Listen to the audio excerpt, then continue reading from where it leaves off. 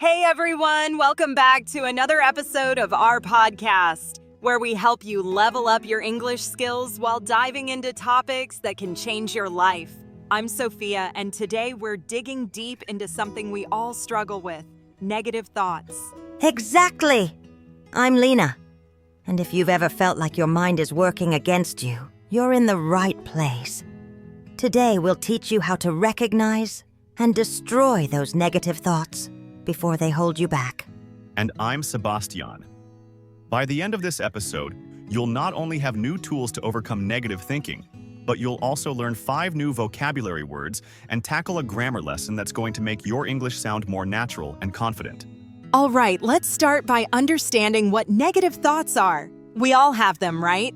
They're those little voices that say things like, I'm not good enough, or I can't do this. But here's the truth. Those thoughts aren't facts. They're just ideas your brain is throwing at you, and you don't have to accept them.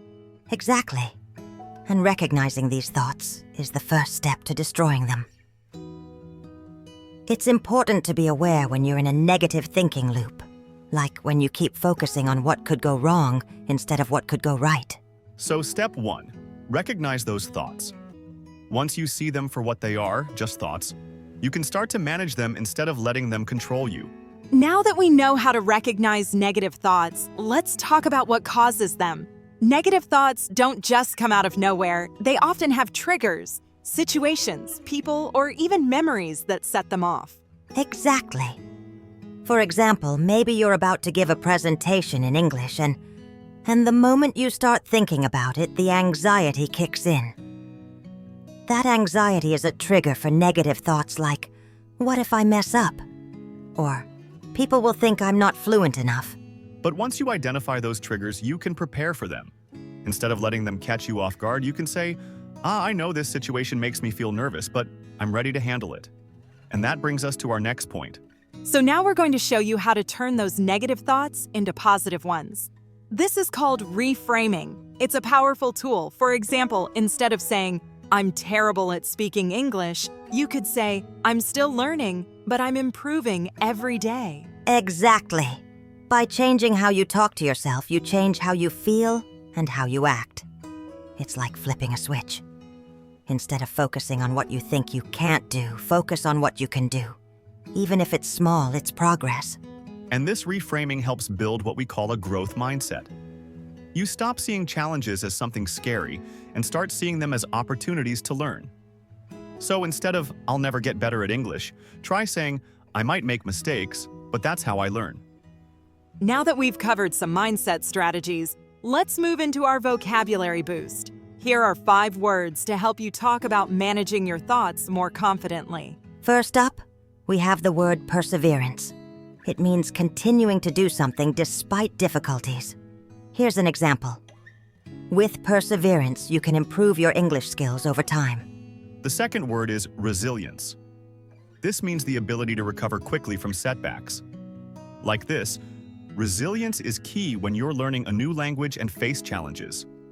Next, we have optimism, which is the belief that good things will happen. For example, optimism helps you stay positive even when learning something new feels difficult. Our fourth word is self-compassion.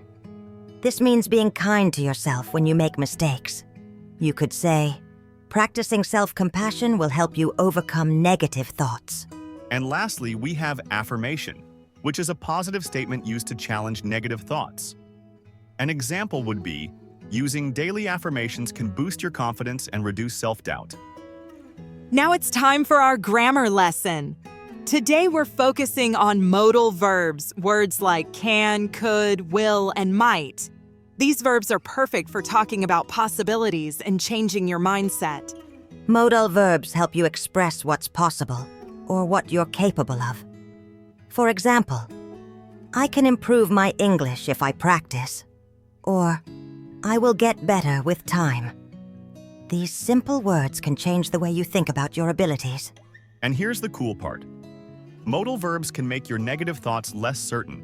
Instead of saying, I can't do this, try I might struggle at first, but I can improve. It's a small change in language, but it makes a big difference. Try using more positive modal verbs this week, like I can, I will, or I might. Notice how it shifts your mindset toward growth and possibility. Finally, let's wrap up with some practical strategies you can use right now to destroy negative thoughts. First, practice mindfulness. This means being present and observing your thoughts without reacting to them. When a negative thought comes up, don't judge it or get upset. Just notice it and let it go. Second, use positive affirmations. Remember the word affirmation from earlier? Create a few powerful positive statements that you repeat daily. Say things like, I am learning and growing, or I can handle any challenge that comes my way. And third, take small actions. When you're stuck in a loop of negative thoughts, one of the best ways to break free is by taking action. Even small steps forward can create momentum and give you a sense of control over your thoughts. So there you have it. Today, we've covered 6 key steps to recognizing, reframing, and destroying negative thoughts. We also introduced you to some new vocabulary and modal verbs to help you feel more confident in your English and your mindset. Now it's your turn. Pick one of these strategies and start using it today. Remember, you don't have to tackle everything at once. Even small changes in your thinking can lead to big improvements over time. And don't forget to keep practicing those new vocabulary words and modal verbs. The more you use them, the more natural they'll become, both in English and in your mindset. Thanks for joining us today on our podcast. Be sure to subscribe, share this episode with a friend who might need it, and remember, you are stronger than your negative thoughts. And stay tuned for our next episode, where we'll dive even deeper into mastering both your English and your mindset. Until then, keep pushing forward and remember, Your words create your world. And speaking of words, let's not forget that learning English is a journey, just like mastering your mindset. Both take time and patience. Exactly. It's all about showing up consistently. The more you practice, the stronger your skills get, whether that's managing your thoughts or improving your English. Small, steady steps lead to big changes. right. And remember, it's okay to stumble along the way. What's important is that you keep going. Just like with learning a new word, you might not get it perfect the first time, but every attempt is progress. So here's a little challenge for you. The next time a negative thought shows up, don't just let it take over. Instead, recognize it and use one of today's vocabulary words to reframe it into something more empowering. Yeah, like instead of saying, I can't do this, try using perseverance. Say, with perseverance, I can get through this. Or use optimism to remind yourself, things might be tough now, but good things will come. And don't forget to be kind to yourself along the way. Remember our word, self-compassion. If you make a mistake, don't beat yourself up. Say, I'm learning and that's okay. We're all works in progress. Exactly, Lena. And speaking of progress, language learning is a perfect example. Each word you learn, each sentence you practice, brings you closer to fluency. It's not about perfection, it's about showing up. Yes, and make sure you're using your new skills, not just thinking about them.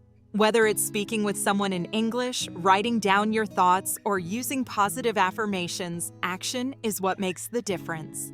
Definitely. So here's a fun exercise. Next time you're journaling or thinking through something, try using modal verbs to create positive statements. I can improve. I will overcome this challenge. Or, I might not know it all yet, but I'm getting there. And remember, we're in this together. Keep practicing, keep pushing forward, and we'll be here every step of the way. Stay tuned for our next episode, where we'll dive even deeper into mastering both your English and your mindset. Until then, keep those thoughts positive and your words powerful. See you next time!